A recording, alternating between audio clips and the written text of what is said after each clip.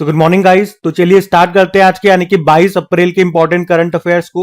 आज बहुत सारे इंपॉर्टेंट प्रश्न हमें यहाँ पे देखने को मिलेंगे, जिसमें सबसे इंपॉर्टेंट प्रश्न ये रहा आपके सामने कि अभी हाल ही में किसे एशियन इंफ्रास्ट्रक्चर इन्वेस्टमेंट बैंक का उपाध्यक्ष बनाया गया है। तो सही उत्तर हो जाएगा अजय भूषण प्रसाद पांडे। तो भारत के पूर्व वित्त सचिव और नेशनल फाइनेंशियल रिपोर्टिंग अथॉरिटी के पूर्व प्रमुख रहे अजय भूषण प्रसाद पांडे को अभी एशियन इंफ्रास्ट्रक्चर इन्वेस्टमेंट बैंक का उपाध्यक्ष बनाया गया है। तो ये एक भारतीय है, तो इसलिए प्रश्न हमारे लिए इंपॉर्टेंट हो जाता है। एशियन इंफ्रास्ट्रक्चर इन्वेस्टमेंट बैंक की बात करें, स्थापना होती है 2016 में। हेडक्वार्टर बीजिंग चाइना में आपको मिल जाएगा। और इसके प्रेसिडेंट कौन है? जिन लिकुन है, जो कि चाइना के हैं। अब कुछ और इंपॉर्टेंट अपॉइंटमेंट्स में आपको रिवाइज कर रहा हूं। उससे पहले आप ये ऑप्शन वाले नाम भी देख लो, इंपॉर्टेंट रखे हैं। अरविंद श्रीवास्तव अभी हमारे राजस्व सचिव रेवेन्यू सेक्रेटरी बने थे। Mangilal Jat ICAR Indian council of agricultural research भारतीय कृषि अनुसंधान परिषद के डायरेक्टर जनरल बने। और दिनेश माहेश्वरी 23वें विधि आयोग के अध्यक्ष बने। इसके अलावा कुछ और इंपॉर्टेंट अपॉइंटमेंट्स, नियुक्तियां मैं आपको रिवाइज कर रहा हूं। जैसे कि देखो, अभी हमने पढ़ा था हमारी पहली महिला विधि सचिव लॉ सेक्रेटरी कौन बनी थी? Anju Rathi Rana. Government e market place के CEO बने अजय भादु। अच्छा ये अजय नाम के 3 व्यक्ति हो गए जो आपको याद रखने हैं। एक तो ये अजय भादु गवर्नमेंट टी मार्केट प्लेस के CEO बने। एक ये अजय सेठ हमारे नए वित्त सचिव फाइनेंस सेक्रेटरी बने थे। और आज जो हमने देखा अजय भूषण प्रसाद पांडे, जो एशियन इंफ्रास्ट्रक्चर इन्वेस्टमेंट बैंक के उपाध्यक्ष बने। ठीक है। बाकी भारतीय वायुसेना की जगुआर स्क्वाड्रन की पहली महिला पायलट बनी थी तनुष्का सिंह। अंधेपन से लड़ने के लिए विजन 2020 इंडिया का सद्भावना राजदूत नियुक्त किया गया कृष्णमाचारी श्रीकांत को। आत्मा के नए अध्यक्ष बने अरुण माम्बेन। आत्मा क्या है? टायर मैन्युफैक्चरर्स जो हमारी कंपनी है उनका एसोसिएशन है।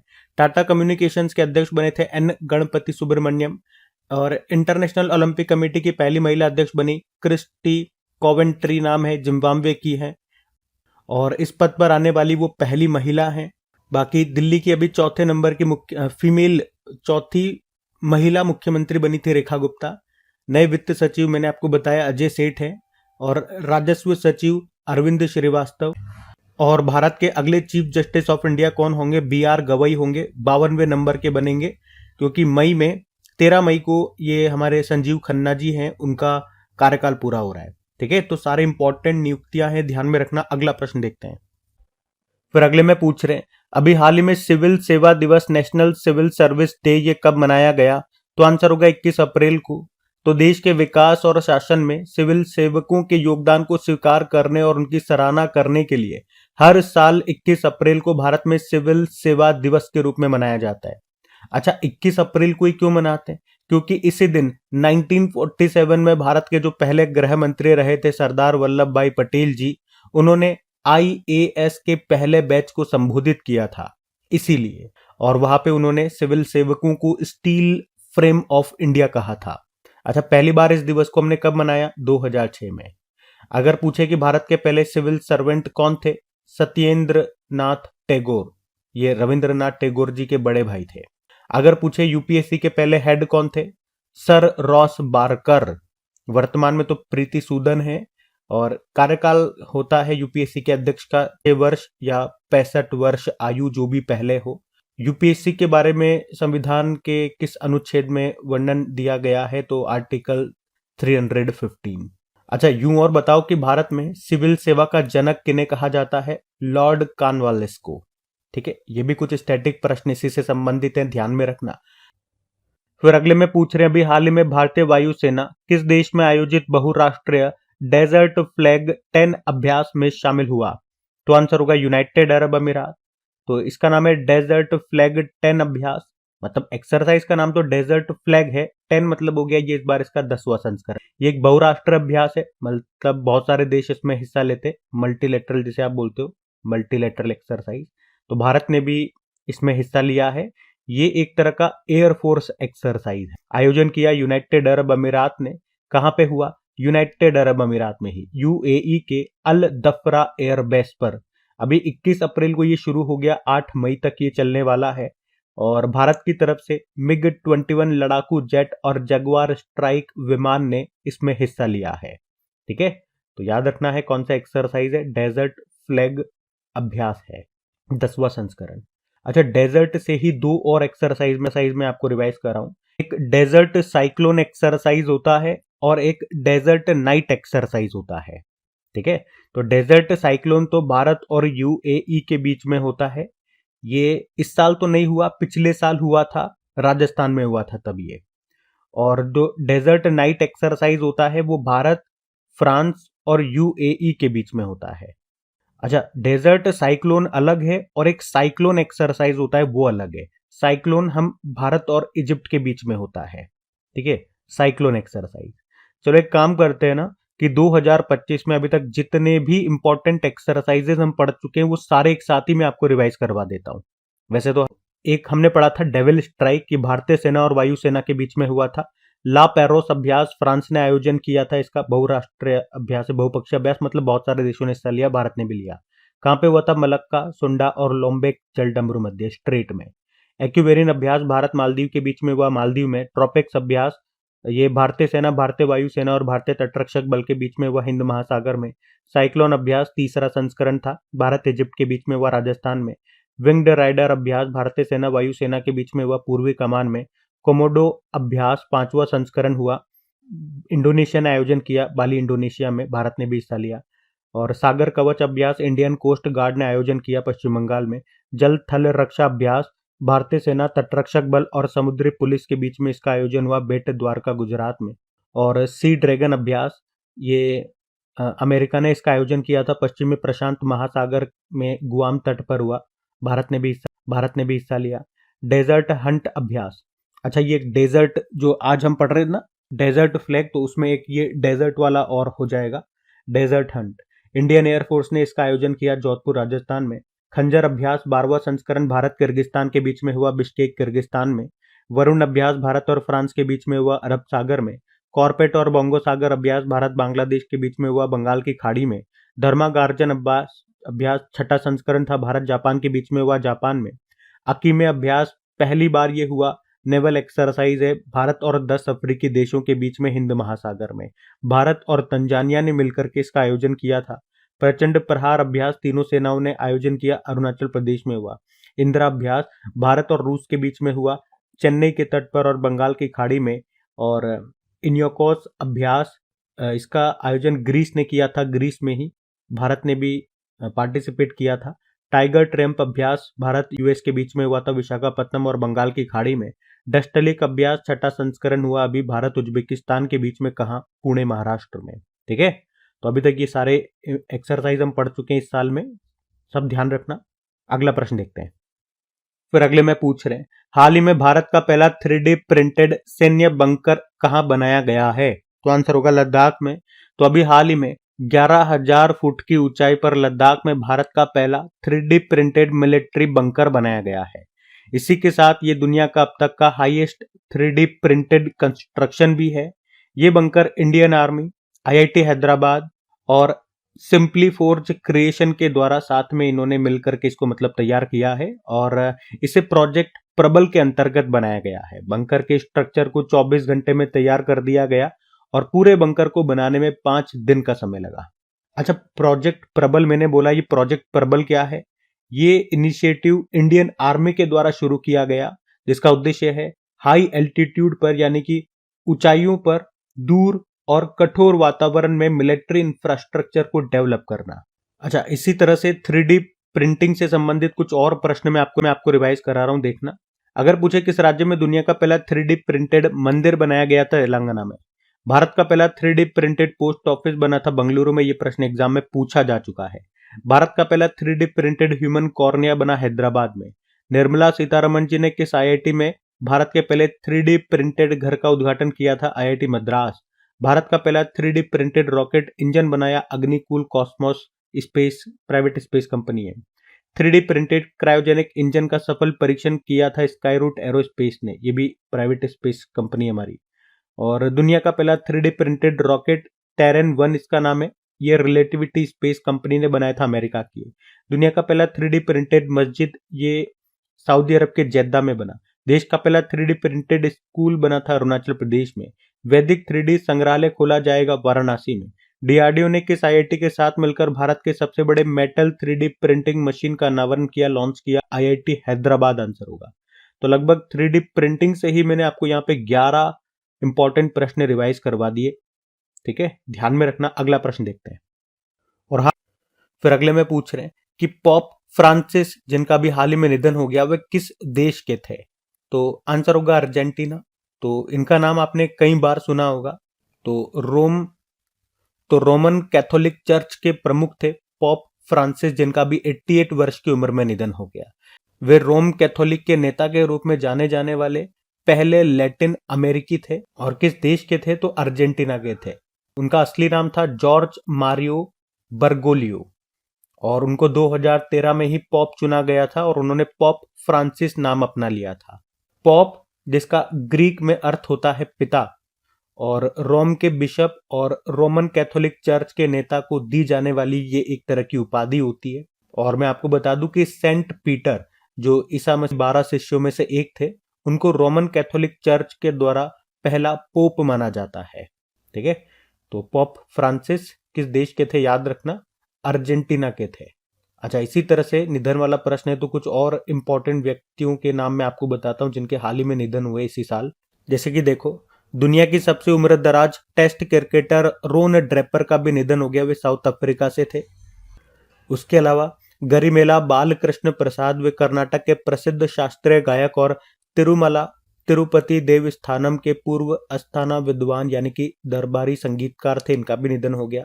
भारतनाट्यम और कुचिपुड़ी नृत्यांगना यामिनी कृष्ण मूर्ति का निधन हो गया था। ये तो पिछले साल ही हो गया था, लेकिन इंपॉर्टेंट नाम है तो मैंने फिर लिख दिया। और 2016 में याद रखना पद्म विभूषण मिला था। इनकी ऑटोबायोग्राफी है a passion for dance. Odia भाषा के प्रसिद्ध कवि रमाकांत रथ का निधन हो गया। वीर रामास्वामी सर्वोच्च न्यायालय के पहले न्यायाधीश थे जिनके खिलाफ 1991 में महाभियोग प्रस्ताव लाया गया था। उनका निधन हो गया। विमला बहुगुणा का संबंध किस आंदोलन से था? चिपको आंदोलन से। वे पर्यावरणविद थी। वे बाकी राम सहाय पांडे बुंदेलखंड के राय नृत्य के प्रसिद्ध कलाकार थे। 2022 में पद्मश्री मिला, निधन हो गया। एक कुमुदनी लाखिया का नाम जरूर याद रखना। कथक से उनका संबंध था, गुजरात से थी वो। अभी 2025 में ही पद्म विभूषण उनको मिला था, तो ये नाम हमारे लिए ज्यादा इंपॉर्टेंट रहेगा। ठीक है, क्योंकि इसी साल इनका नाम अवार्ड्स में भी आ गया और निधन में भी आ गया, दो जगह आ गया। क्योंकि 2025 में पद्म विभूषण इनको मिला है ना, और निधन भी हो गया।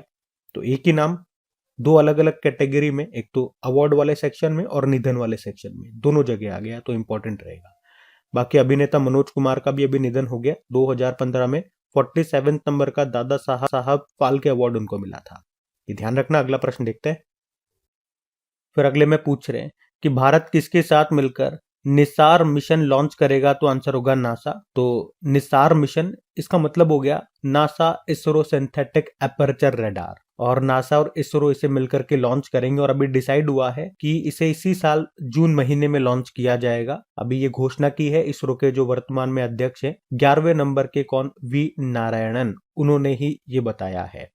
इसका काम होगा पृथ्वी अवलोकन, यानी कि पृथ्वी का ऑब्जर्वेशन करना इसका मुख्य काम होगा। तो निसार मिशन याद रखना नासा और इसरो का है। इसी तरह से एक लुपेक्स मिशन भी आप सुनोगे। लुपेक्स मिशन ये इसरो और जाक्सा का है। जाक्सा ये जापान का स्पेस कंपनी है, जैसे हमारा इसरो हो गया, अमेरिका का नासा हो गया, उसी तरह से लुपेक्स मतलब हो गया लूनर पोलर एक्सप्लोरेशन मिशन। बाकी नासा की बात कर ले, नासा मतलब national aeronautics and space administration, स्थापना होती है 1958 में। हेडक्वार्टर मिलेगा आपको वाशिंगटन डीसी में। मोटो हो गया for the benefits of all. Administrator है बिल नेल्सन। और देखो फिर अगले में क्या पूछ रहे हैं। अगले में पूछ रहे हैं अभी हाल ही में एक्सोप्लैनेट K2-18b पर जीवन के अभी प्रमाण की खोज किसने की है? तो आंसर होगा जेम्स वेब टेलीस्कोप ने। तो एक्सोप्लैनेट, अच्छा पहले तो एक बात करें एक्सोप्लैनेट क्या होता है। इस तरह का प्लेनेट या ऐसा प्लेनेट जो हमारे सौर मंडल से बाहर का है। तो अभी एक एक्सोप्लैनेट खोजा गया है और उसे नाम दिया गया एक्सोप्लैनेट K2-18b, और यहां पर संभावित जीवन की खोज की गई है। ये पृथ्वी से 124 प्रकाश वर्ष लाइट ईयर दूरी पर स्थित है, और ये पृथ्वी की तुलना में लगभग 2.5 गुना बड़ा है। और अभी अमेरिका का, या यूं कह दूं नासा का जो जेम्स वेब टेलीस्कोप है, उसी ने यहाँ पर संभावित जीवन के प्रमाण खोजे हैं। एक्चुअली में यहाँ के वातावरण में, यहाँ के एटमॉस्फेयर में डाइमिथाइल सल्फाइड और डाइमिथाइल डाइसल्फाइड जैसे जीवन से जुड़े अणुओं के संभावित संकेत पाए गए हैं। हालांकि ये संकेत जीवन के ठोस प्रमाण तो नहीं देते हैं, पर ये K2-18b पर जीवन की संभावना को बढ़ा रहे हैं। ठीक है, तो अभी तो प्रश्न आपको क्या याद रखना है, एक्सोप्लैनेट K2-18b पर जीवन के प्रमाण अभी किसने खोजे हैं? जेम्स वेब टेलीस्कोप ने। लाइट ईयर याद रखना, ये डिस्टेंस की यूनिट होती है, दूरी की इकाई होती है। अच्छा, इसी तरह से कुछ और टेलीस्कोपों के बारे में आपको बताता हूं जो न्यूज में रहे थे। एक तो सबसे पहले ये भारत का याद रखो आप कि लद्दाख में एशिया की सबसे बड़ी दूरबीन स्थापित की गई। इसका नाम मेजर एटमॉस्फेरिक चेरेनकोव एक्सपेरिमेंट रखा गया। इसे लद्दाख के होनले वेधशाला में रखा गया। उसके अलावा एशिया का सबसे बड़ा लिक्विड मिरर टेलीस्कोप ये स्थापित किया गया था उत्तराखंड में, जिसका डायमीटर व्यास है 4 मीटर का। यूरोपियन स्पेस एजेंसी के गया स्पेस टेलीस्कोप ने शिव और शक्ति नामक दो प्राचीन तारों की धाराओं की खोज की थी। वैसे अभी हमने पढ़ा था कुछ दिन पहले ही कि यूरोपियन स्पेस एजेंसी ने इस टेलीस्कोप को बंद कर दिया है। उसके अलावा यूरोपियन स्पेस एजेंसी ने सौरमंडल के पिंडों का निरीक्षण करने के लिए यूक्लिड स्पेस टेलीस्कोप को लॉन्च किया। और जेम्स वेब टेलीस्कोप किसने लॉन्च किया? नासा का है, ये आपको पता है। उसके अलावा अभी 27 फरवरी को ही इसी साल नासा ने एक बड़ा अंतरिक्ष टेलीस्कोप भी लॉन्च किया था, उसका नाम स्पेरेक्स है। ठीक है, तो ये सब ध्यान में रखना। अगला प्रश्न देखते हैं।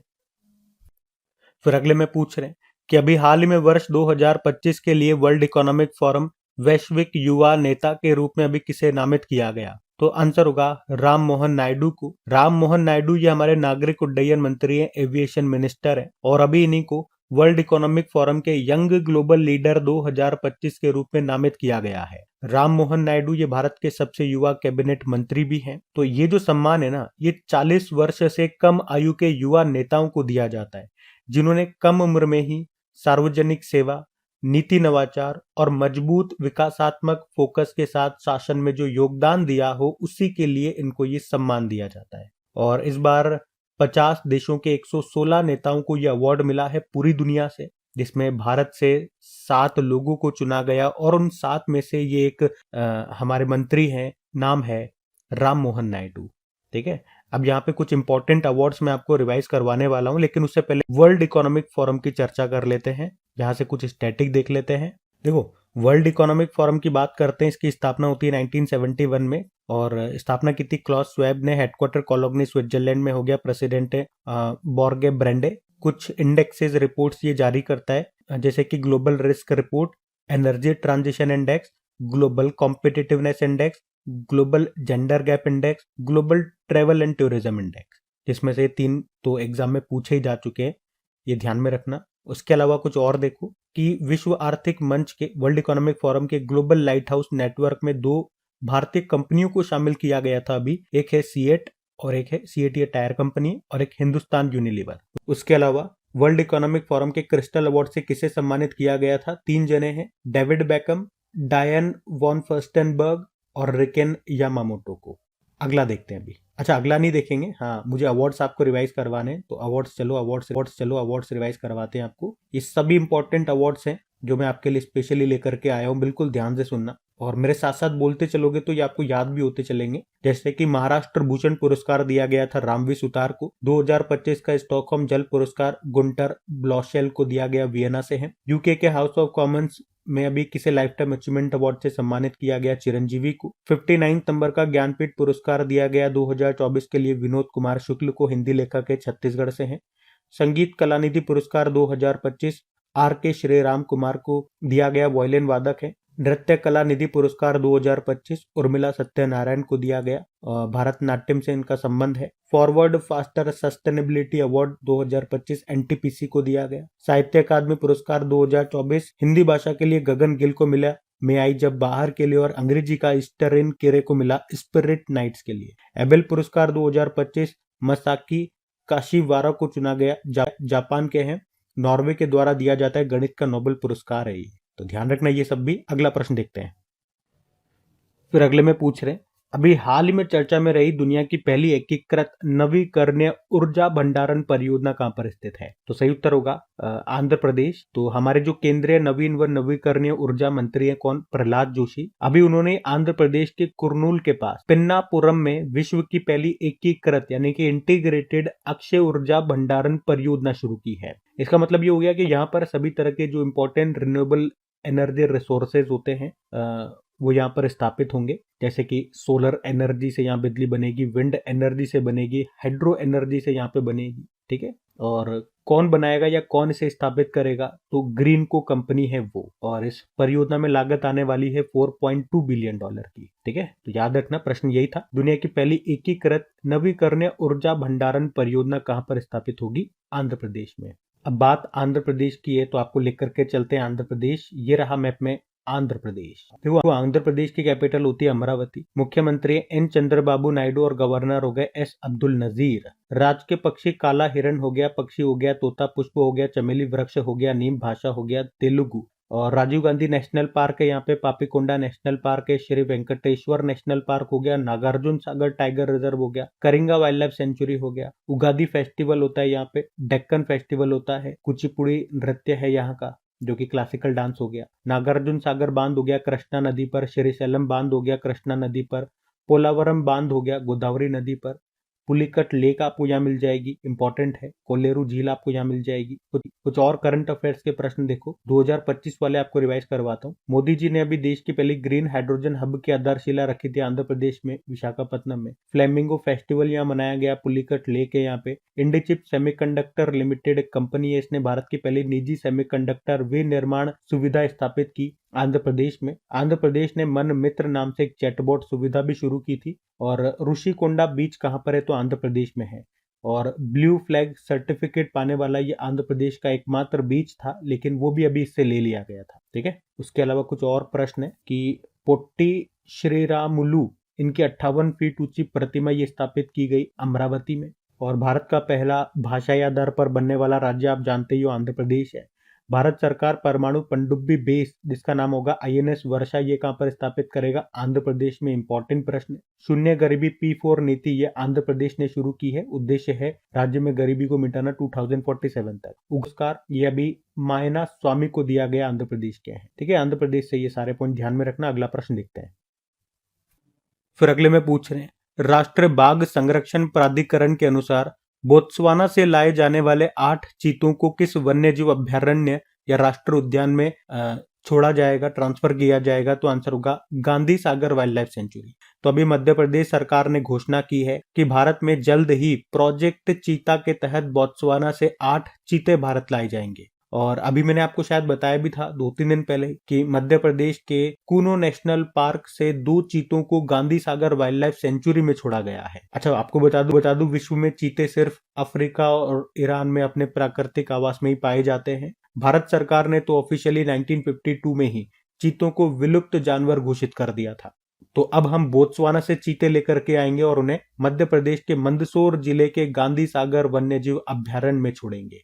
आपको याद होगा पिछले साल हम नामीबिया और साउथ अफ्रीका से चीते लेकर के आए थे और उनको मध्य प्रदेश के कूनो नेशनल पार्क में छोड़ा था। अच्छा, अगर बात करें कि चीता प्रोजेक्ट भारत सरकार ने ऑफिशियली कब शुरू किया था, तो 2022 में। अगर बोत्सवाना की हम बात करते हैं, मैं आपको बोत्सवाना लेकर के चलता हूँ, ये रहा मैप में बोत्सवाना। और इससे पहले बेचुआना लैंड कहा जाता था। कैपिटल इसकी गैबोरोन होती है, करेंसी है पूला, प्रेसिडेंट है ड्यूमा बोको। ठीक है, तो ये भी ध्यान में रखना। बाकी ये थी आज की हमारी करंट अफेयर्स की क्लास। तो कमेंट करके जरूर बताइएगा सेशन आपको कैसा लगा। प्लीज अगर सेशन अच्छा लगता है, हेल्पफुल लगता है, तो प्लीज वीडियोस को सपोर्ट जरूर करें। इसे अपने दोस्तों के साथ में स्टडी ग्रुप में आप शेयर करेंगे तो मुझे भी प्रोत्साहन मिलेगा, मोटिवेशन मिलेगा, क्योंकि बहुत मेहनत लगती है, बहुत समय लगता है। ये आपका 25 मिनट का 26 मिनट का जो वीडियो बनाने में पूरा दिन लगता है। अभी मेरे साथ कुछ पर्सनल इश्यूज चल रहे हैं, पारिवारिक समस्याएं चल रही है, उसके बावजूद कैसे समय निकाल करके मैं इनको बना पाता हूँ। और ऐसा नहीं है इन सब के बावजूद, समस्याओं के बावजूद मैं कोई कमी रखता हूँ, पूरा अपना 100% देता हूँ, लेकिन उसके बावजूद भी पता नहीं क्या है, न तो आजकल समय कुछ अच्छा नहीं चल रहा है, न तो ऊपर वाले का साथ मिल पा रहा है, ना आप लोगों का। तो प्लीज सपोर्ट जरूर कीजिए। लाइक नहीं करा तो वीडियो को लाइक जरूर कीजिएगा। तो कल पहला प्रश्न आपसे पूछा था, ब्लैक बॉक्स लैब का उद्घाटन ये कहां पर किया गया? ये भारत का पहला है, तो आंसर हो जाएगा नई दिल्ली में। फिर पूछा, यात्रा उत्सव कहां पर मनाया गया? त्रिपुरा में। किसने सागर जिले में डॉक्टर बी आर अम्बेडकर के नाम पर नया वन्यजीव अभयारण्य घोषित किया? मध्य प्रदेश। फ्री स्टाइल शतरंज ग्रैंड स्लैम 2025 का खिताब किसने जीता? मैग्नस कार्लसन ने। पीएम मोदी ने किस राज्य में दीनबंधु छोटू राम पावर प्लांट की तीसरी यूनिट का शिलान्यास किया? हरियाणा। फ्रेंच लग्जरी ब्रांड है शैनल बोल दो। इसने भारत से अपना पहला ब्रांड एम्बेसडर बनाया है किसे? अनन्या पांडे को। और न्यू एजुकेशन पॉलिसी 2020 के तहत किसने स्कूलों में हिंदी को तीसरी भाषा के रूप में अनिवार्य कर दिया? महाराष्ट्र। और केंद्रीय गृह और सहकारिता मंत्री अमित शाह इन्होंने सीआरपीएफ दिवस परेड 2025 को कहां संबोधित किया? नीमच, मध्य प्रदेश में। और एशियन डेवलपमेंट बैंक ने किस राज्य के औद्योगिक इंफ्रा डेवलपमेंट के लिए $85.4 मिलियन का ऋण को मंजूरी दी? त्रिपुरा। और आखिरी प्रश्न पूछा किस अंतरराष्ट्रीय पुरस्कार में सर्वश्रेष्ठ स्टंट डिजाइन की श्रेणी को शामिल किया जाएगा 2028 से? तो ऑस्कर। चलो कल का भी होमवर्क प्रश्न देख लेते हैं, फिर सेशन एंड करते हैं। तो कल आपसे पूछा था ऑस्ट्रिया के चांसलर के रूप में किसने शपथ ली है? तो आंसर होगा क्रिश्चियन स्टॉकर ने। तो आप सभी ने प्रश्न का बिल्कुल सही उत्तर दिया। अब ये रहा आज का आपका होमवर्क प्रश्न।